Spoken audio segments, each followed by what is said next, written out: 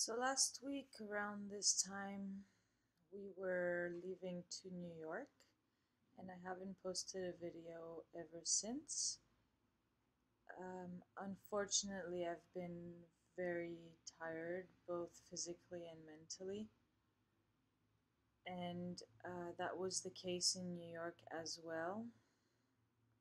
Um, it proved to be quite challenging to be in New York with a wheelchair, especially since we have a crappy transport chair. And we had two luggages as well. And I did a little bit of walking, but most of the time Jan was pushing me, and when we had the luggage, it was difficult, challenging to say the least, and frustrating for both of us. And for me, just the simple fact of, getting up and down from the chair into the plane, out of the plane, it was fine. It was great because everybody at the airport was very accommodating. So we got to pass first and all that. But despite all that, by the time the protest rolled around, I was physically and mentally exhausted already. And I did interact with people, but that required a massive mobilization of, of my kind of fake energy, adrenaline, and all that. And so, even by the end of the protest, as I was speaking to people, I would just get lost in my thoughts, and I would just stop in the middle of my thoughts because it was just like a highway overwhelming of thoughts because everything was really messy. Because that's how it happens when you're like highly excited on just hormones. And so, after the protest, I went to lie down at the hotel, and I just was it was like kind of in after that rush of everything, it's like, afterwards the empty. It's kind of like if you can imagine a summer festival where you just a bunch of people show up and then it's left with all the garbage sort of. Well, that's how my body felt after. It was just horrid.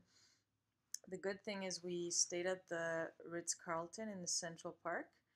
I had accumulated enough points for us to stay there for free, which was really awesome.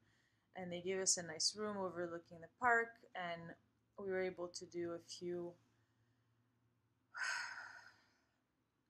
walks in the park with Jan pushing me on the chair.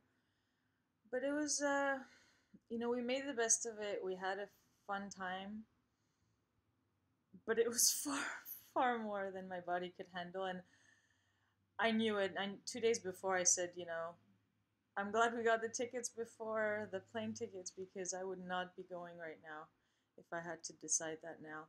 So it had to be done. More about the protest. There's maybe about 100 people there. Um, People mostly from New York or the surrounding area. Somebody was there from Washington.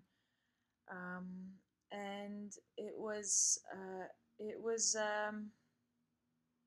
interesting. I mean, it's always kind of sad. It made me feel very much in the middle of this, massive world problem that's not being dealt with.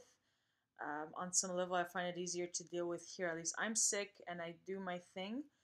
But connecting with the fact that it's such a huge issue and that there's so much denial and people are suffering and people are dying and people are, you know, crippled, not having access to treatment and not being able to afford doctors, and it's a bit it's very overwhelming as well, but it's also very nice to connect with people.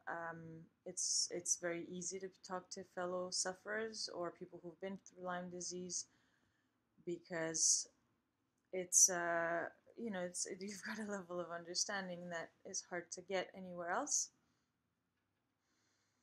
um, yeah, so that's as much as I can muster right now.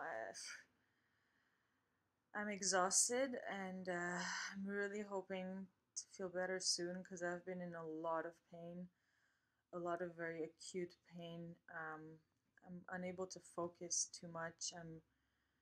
It's like my body's so tired that my mind is just uninterested. in, in thinking too much. And so just kind of focusing on getting through the day and not doing too much effort.